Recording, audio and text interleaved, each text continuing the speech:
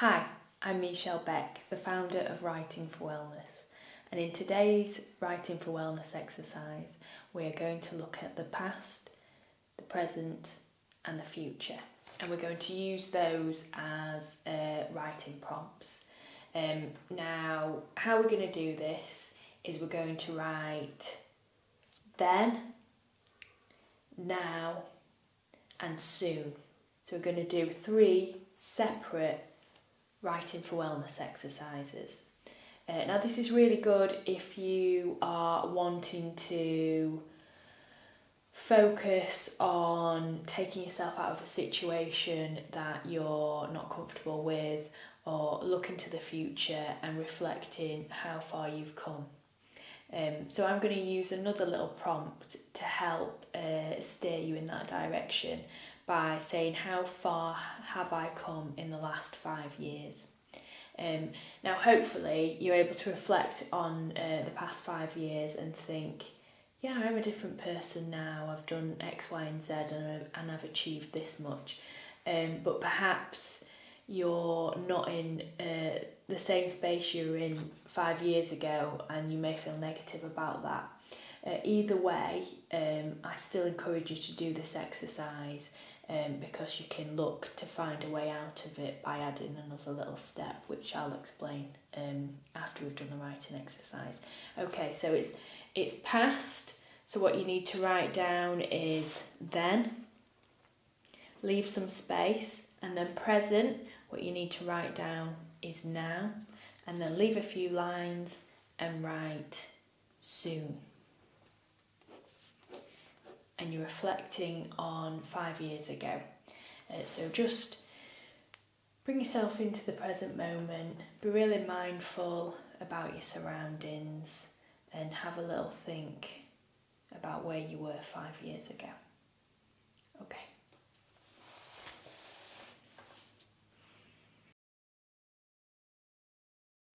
So how far have I come in the last 5 years? Then, 5 years ago isn't that long really, is it? But it could have been a lifetime ago for me. I don't even feel like the same person. Am I the same person? Now, I know myself. I know my flaws and I know my strengths. They are both a balance, the good and the bad. And one can't exist without the other. Like all things in life, balance is required. Soon, all things come to fruition. Life is a season. Which one is your favourite? Which one brings you the most joy? Is it the blossoming of trees, or the whisk of wind blowing through empty silhouettes where life once bloomed? Not one is better than the other. And this is what you've come to realise. Growth and loss, one can't exist without the other. So, as I've gone along through the process and I've kind of let my pen connect with what's going on inside, I can feel that my writing's got slightly more abstract and a little bit more poetic, although I'm again not claiming this is good poetry, it's just what's there and what needs to come out. So if you get to this point and you've reflected on then and now and soon, and you're still struggling really to see a way out of where you are currently in life, and you're kind of reflecting on the past as being better than where you are now. Firstly, I'm sorry that you feel like that, because that's difficult. But what you could do to dig a little bit deeper into each one of these, or maybe just one of them, maybe the soon, is what you can put underneath is you can put I notice. So I notice, and then what you're going to do is you're going to write again about what you notice about each of these points, or or just one of the ones that feels most significant to you. So then you're going to drill into it. Again, you're going to go a layer deeper. So we'll give that a go, and then we'll come back and I'll share that with you.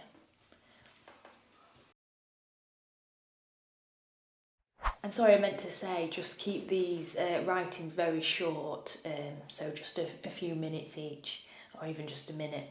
So I notice the now and the soon are very similar. Does that mean there is no future beyond the now? Do I not dream anymore?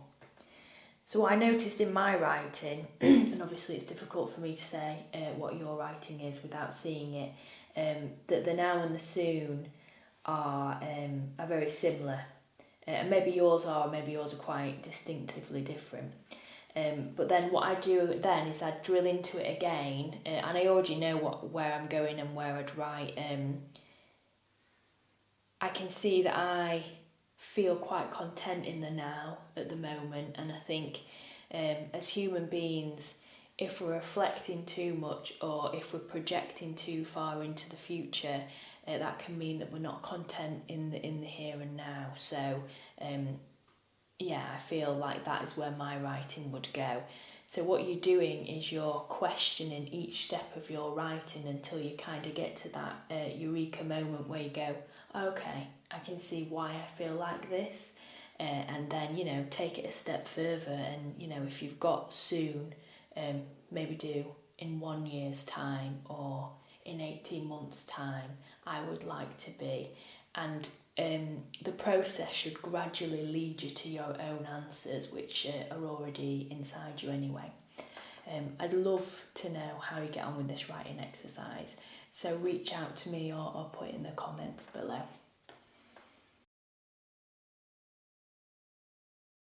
Hi, I'm Michelle Beck. I'm the founder of Writing for Wellness. If you would like to be kept up to date with the latest Writing for Wellness exercises and how it can help you, then like and subscribe. My website and social media handles are down below. If you like what I do and how I do it, then please consider donating. The donate button is also below, as I put out all this social media content for free because I wholeheartedly endorse the benefits of writing for wellness and believe that it should be available and accessible for all.